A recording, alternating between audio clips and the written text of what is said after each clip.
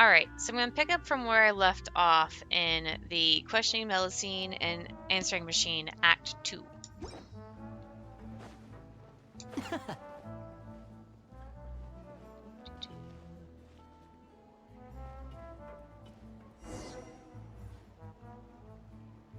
You're here, huh? So did you bring the goods? Who are you? Huh? That's not the code? Who are you? Shoot, I gotta get out of here. Huh? Were we exchanging passphrases just now? Forget that, hurry, don't let him get away.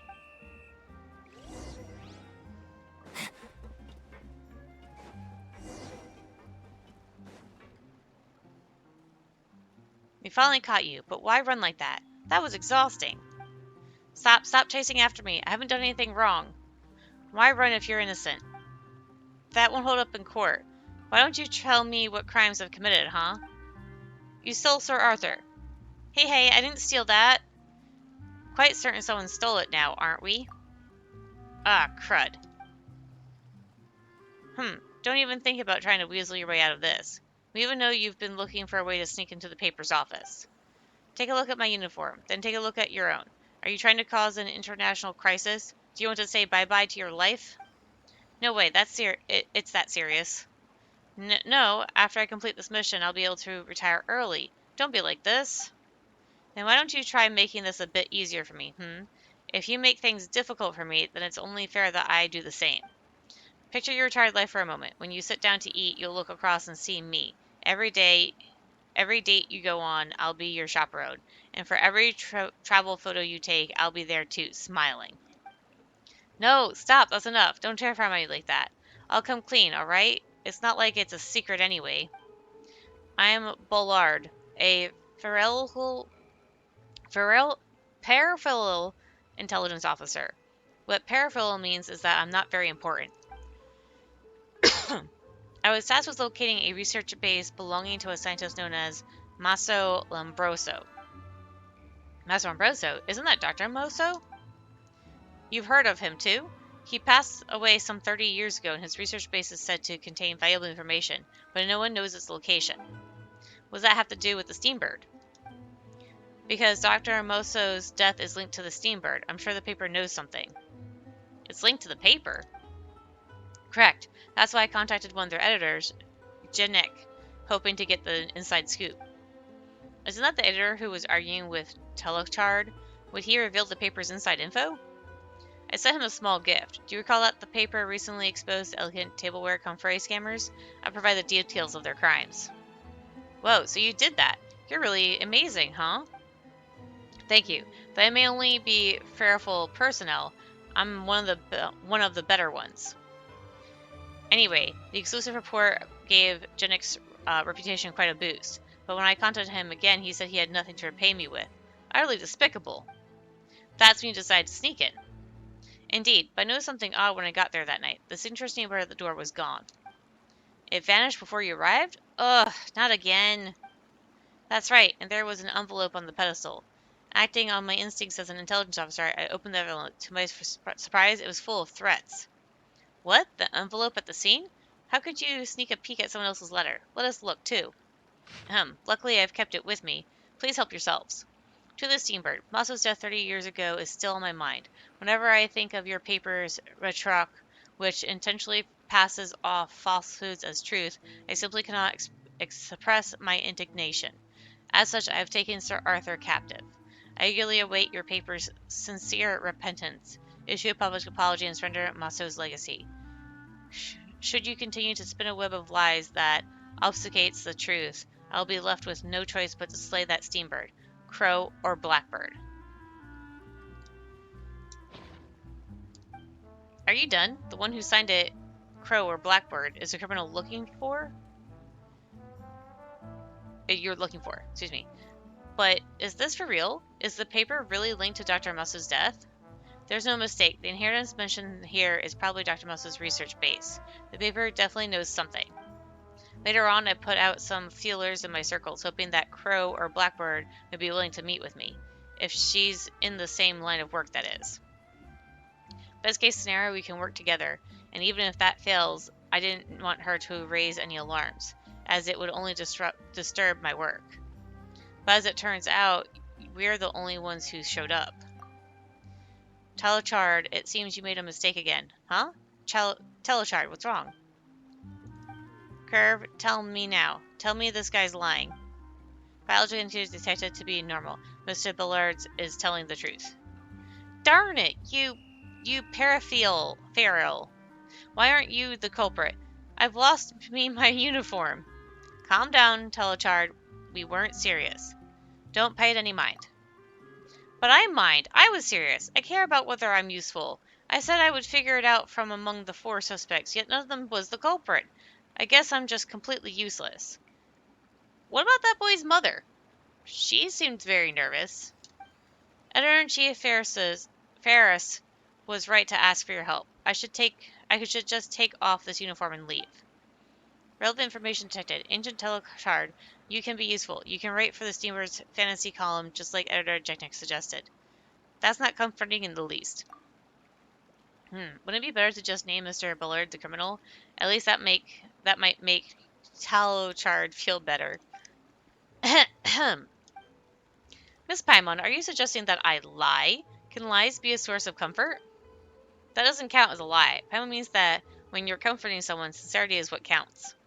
For example, when Paimon is worried about gaining weight from eating too many slimes, Traveler might say that Paimon would still be cute even if she gets fat or something like that.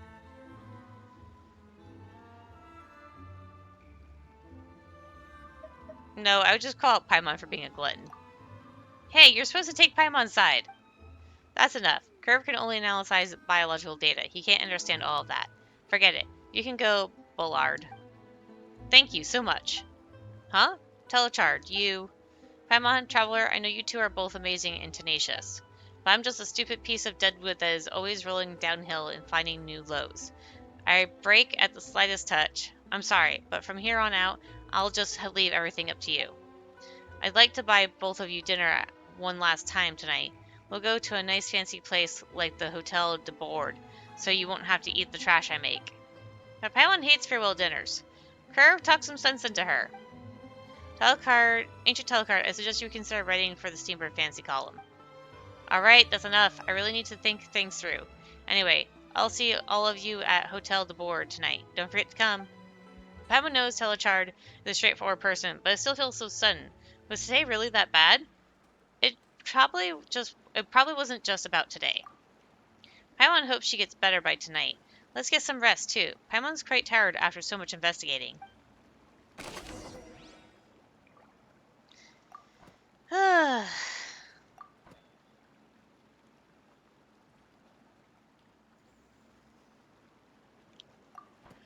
Oh boy.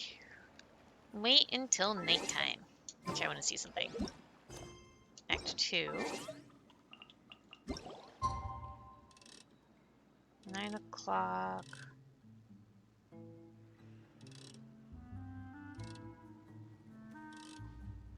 There we go.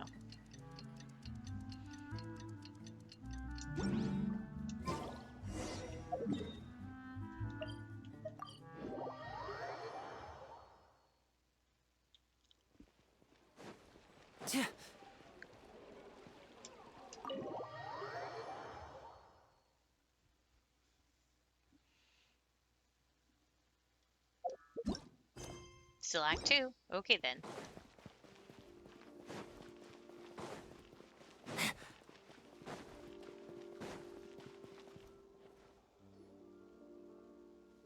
Paimon, Traveler, good evening.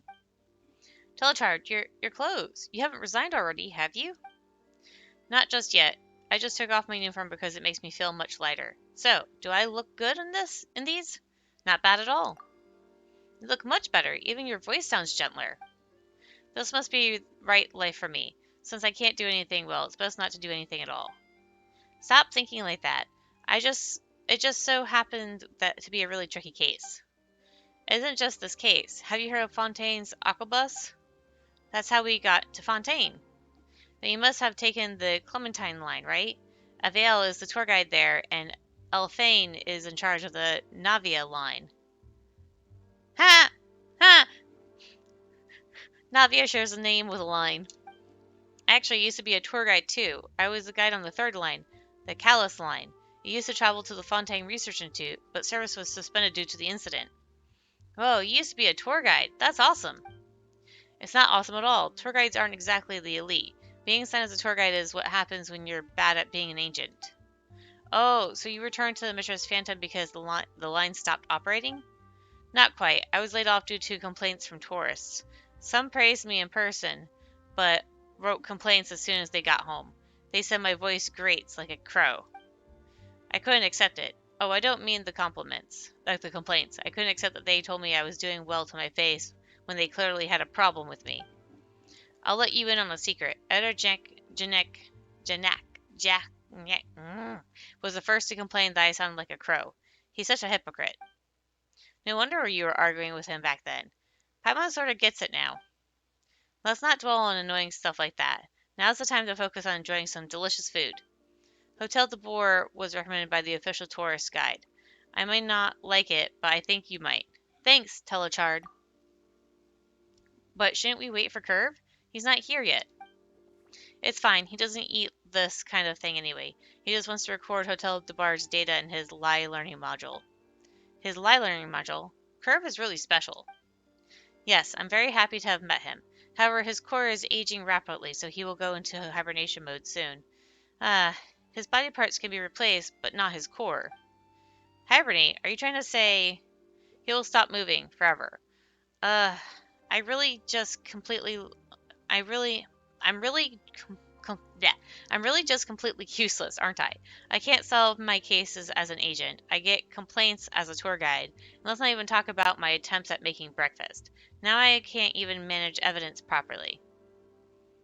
Did you sneak out to try and get Curve repaired? No one but Dr. Masseau can repair Curve. I just wanted him to see more about how humans lie and help him overcome the Masseau protocols. Overcome the Masseau protocols? Why? That would be amazing. Curve could even become a genuine human. Feels like Paimon just heard something incredible. Dr. Masseau's true goal was to create a machine that would gradually become human by understanding lies and humanity. That's Curve's ultimate form. Legends say that a Fontanian scientist called Alan Gallatin created an amazing thinking machine hundreds of years ago, and Dr. Masseau seemed to want to surpass that. A thinking machine made by Alan Gallatin. Could that be Seymour? But can understanding lies make someone human? Dr. Masseau believed that humans have various reasons for lying, with various feelings underlying those reasons. It is those emotions that make them human. So he created a no-lying protocol. If Curve learns to lie like a human one day, that it means that he's no longer bound by his machine programming and has acquired human emotions. We're out here investigating cases because I want him to see how humans lie. I want him to learn. Then you definitely can't give up. Shouldn't we fight harder to give Curve more time? But how? Dr. Masseau is gone now, but his research base is still out there. Right, there must be a maintenance manual or something. I went through everything already and didn't find anything about the base. How about the newspaper? Would they have any leads? Didn't the Fatui say something like that too? That guy was an amateur. If the Mistress Phantom doesn't know, then the newspaper certainly won't. You're just looking for excuses, Telechard. You're actually just afraid of failure, aren't you? No one fails forever. If you've hit rock bottom, your only way is up. I've hit rock bottom? Yeah, you even took off your uniform. So I won't fail anymore? That's right, you absolutely will not fail again. In my humble analysis, Miss Paimon is lying. Hey, wait a second, Curve. Couldn't you have just shown up a little bit later? But such lies have a chance to mold reality. What are you talking about, Curve? Lies molding reality? 30 years ago, Dr. Masseau and I performed our first public test in Hotel de Boer. At the time, there were only 4 tables, 8 chairs, and a waiter, who was also the owner. He said to me, Restaurant de Boer will certainly become a renowned luxury hotel. It was just like Miss Paimon's statement, a lie based on sincerity. But today, as you can see, de Boer has extensive carpeting, expensive decorations, 2 dining areas, and an endless stream of guests. I think that if the lie about de Boer became true, then the statement that ancient Telechard will not fail again has a possibility of becoming true. Shutting down the lie learning module. Was Curve being a little odd just now? What was he talking about? It's a line learning module. It resides in Curve's core, and once it's enabled, it makes Curve spew a bunch of illogical nonsense. I think Curve has a point. Well, Paimon thinks that some humans say things that don't make sense. Does that mean Curve is improving? It does. Telechard, are you gonna give up just when Curve is showing signs of improvement? Well, can you please say that thing again? Say what? You absolutely will not fail again. Oh, that's right, because you've already hit rock bottom. I get it. Then I'll try again, one more time. If Curve is still learning, then I have to help him. Well, Telechard really is like a child sometimes. She gets moody so quick, but also perks up just as quickly. Sounds like you, Paimon. Is Paimon not mature enough? Relax, Paimon, you're pretty mature. Oh, just stop with the chit-chat. We should take action at once. Since the newspaper might know something, let's keep our eye on the prize and keep investigating the theft. Since there are 4 of us, why don't we each roleplay as a suspect and create the crime scene? We might even find a breakthrough. Okay, I need to take a moment to get a drink of water because my throat's dry.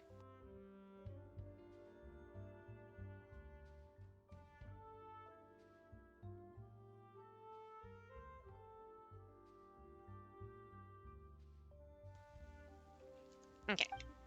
Wow, Telechar's brain is working fast. Paimon likes that idea. Let's go to the Steambird now. Since I have to do a loading screen anyways. Why bother going to the door?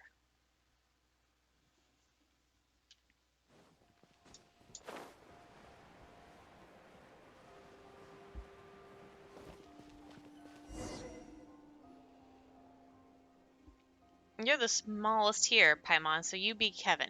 I'll be the dirty Rocher. Mr. Ballard is here for Dr. Masso, so let Curve be him. Then all that's left is the redhead. Leave it to me. Alright, everyone's got their roles, so let's reenact the night of Sir Arthur's disappearance. What did all these guys do? First thing to reenact is the order of their arrival.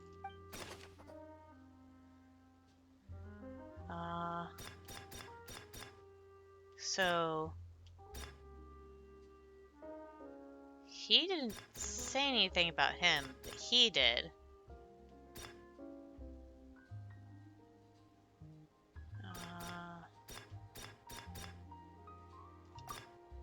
According to Ballard, he had been to the scene of the crime before, but when he arrived, Sir Arthur was already missing. At the time, he noticed the letter at the scene. His intelligence officer's instincts kicked in, leading him to open the letter, read it, and take it with him.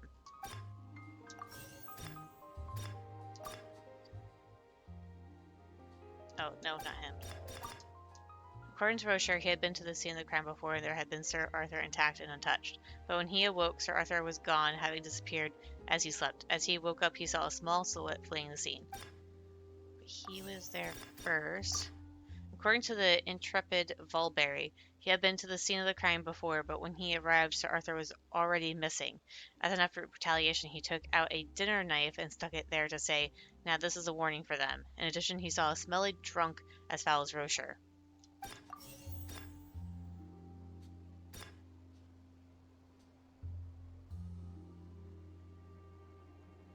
Smelly drunk as foul as Rocher. Hold up.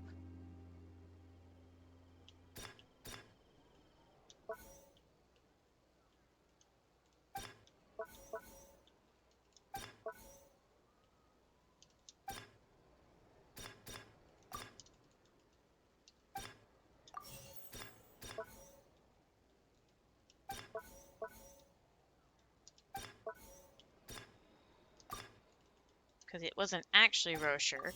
It was somebody like him. So then the kid... Oh, okay.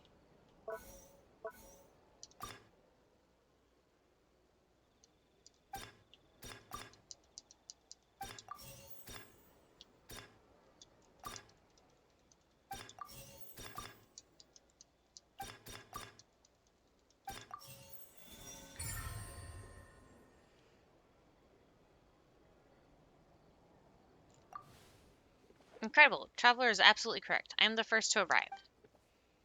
I'm Rocher, a middle-aged man who kicked out by his wife. I've been loitering around here because I'm trying to get a job at the paper. On the night of the incident, I drank a little and I remember Sir Arthur sitting on its precious pedestal before I got completely drunk. Later on, I fell asleep by the road, and then I am Bullard, the second suspect, arrived at the scene. I immediately noticed that Sir Arthur wasn't here, or wasn't where it should be. So the real thief stole Sir Arthur between the time of my arrival and Mr. Rocher falling asleep, and that criminal left a letter full of threats for the paper. Acting on my intelligence officer's instincts, I read the letter left by the thief and took it with me from the scene. After that, I'm up next. I'm the intrepid Vulberry, Director 42 of a criminal gang. I wanted revenge on the paper, so I planned to ruin Sir Arthur straight through. But Sir Arthur was gone when I got there. I was furious, but there was nothing I could do. I just stabbed the knife into the pedestal to scare them and left. It's finally Paimon's turn. I'm Kevin, a problem child. I'm here to get Sir Arthur to spread the word that my dad's a big fat weasel. But Sir Arthur was gone, and there was a knife in its favorite pedestal. I tried to look for it, but all I found was a smelly old man. I somehow woke him, and that terrified me. I took the knife to defend myself and ran as fast as I could. I didn't even notice when a button got torn off my clothes. Indeed, I'm that smelly old man. The commotion Kevin made woke me up, and I vaguely caught sight of him running off with something. After that, I looked towards the paper's office and saw that Sir Arthur was missing. I was afraid of becoming a suspect, so I hurried back to my usual haunt at the docks. Is this everything that happened? Paimon thinks our reenactment went perfectly, but did we miss anything? The threatening letter. That's right, we forgot about the threatening letter. Since the thief's motive is tied to the incident from 30 years ago, the paper should have some idea about the thief's identity, right? Yeah, but the paper is still in the dark on all of this. We should deliver this letter to them immediately. How could we have overlooked something so crucial? Because all of you were too busy trying to console me. I'm so sorry for being a burden.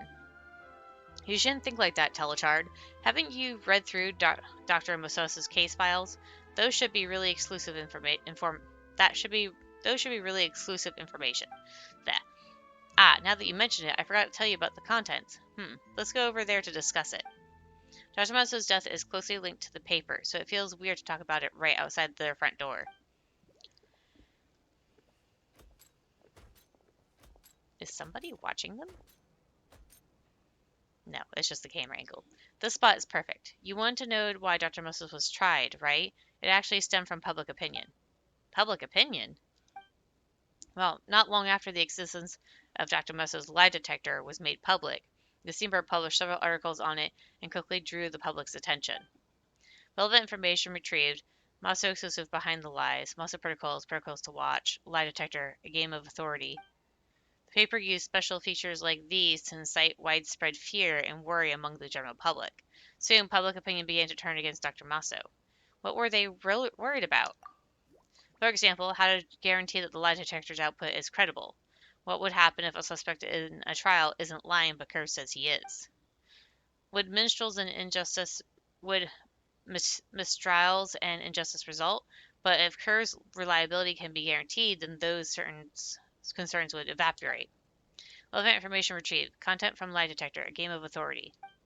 When using protocols to restrict authority, the central question is not the lie detector's reliability, but its ability to remain independent from outside authorities. As the article points out, Curve is just a machine. So what would happen if the people put their trust in Curve, yet someone could control Curve and use it to falsify results? The Maso protocols are there to prevent that, right? Relevant information retrieved. Content from Maso protocols to watch. It must be noted that as the Maso protocols are man-made, there is a possibility of them being modified. This may prove to be a well-concealed trap. Whoa, are they accusing Dr. Maso of secretly tampering or leaving back doors? This is just the beginning. All kinds of other characters piled on after the Steambird triggered the first outpouring of public opposition. Relevant information retrieved. Fish can't live in clear water. Reject a goldfish bull world. Published by the Seven Nations Gazette. Shocking misjudgment of the lie detector. Published by Short Anthologies. Shocking misjudgment of the lie detector. Did Curve make a mistake? That was just a lie, of course. Curve was never involved in any case, much less in misjudging one.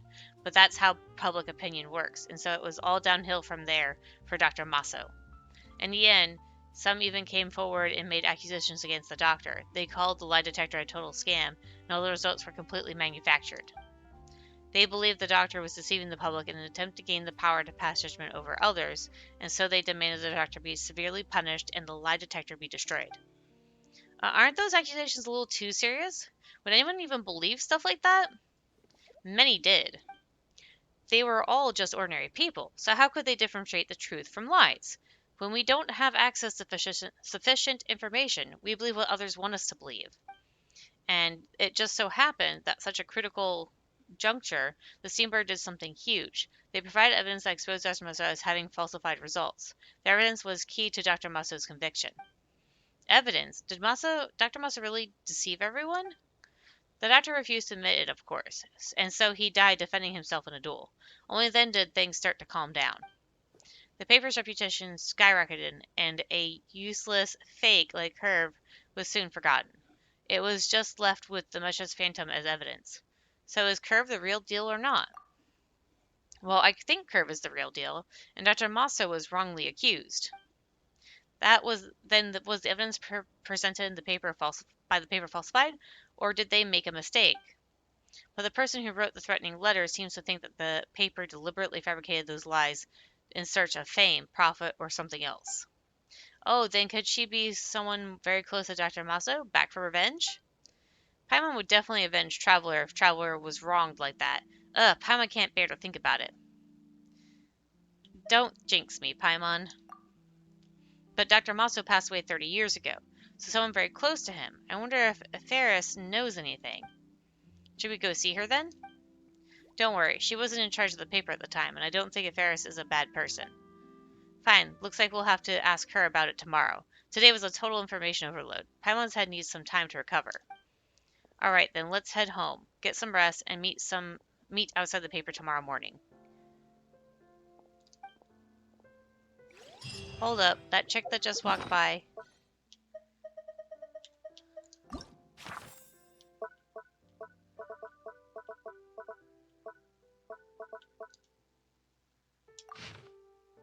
That looks like the chick that just walked by. I think I know who it is. Okay. Oops. And... what? I guess it's forcing me to wait then. Alright, so that's going to be it for this segment of the... what was it? I forget what it was called. I had it in beginning, so whatever. So that's going to be it for now, and I'll see you guys later.